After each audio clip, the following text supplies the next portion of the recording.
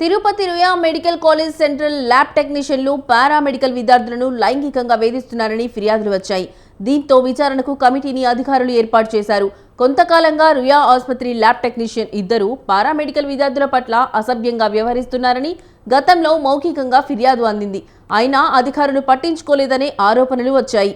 చివరికి వారి వేధింపులు భరించలేని విద్యార్థులు లిఖితపూర్వకంగా ఆసుపత్రి సూపరింటెండెంట్కు ఫిర్యాదు చేశారు. దీంతో ల్యాబ్ టెక్నీషియన్లు వెంకట్, రాజశేఖర్ను మరో ల్యాబ్కు బదిలీ చేశారు.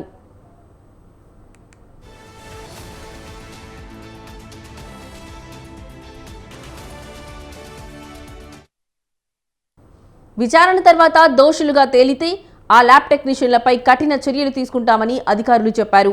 ఈ విషయంలో పోలీస్ కేసు ఎందుకు పెట్టలేదు, వారిని ఎందుకు సస్పెండ్ చేయలేదంటే విచారణ తర్వాతే అన్నీ అన్నారు ఆసుపత్రి అధికారులు.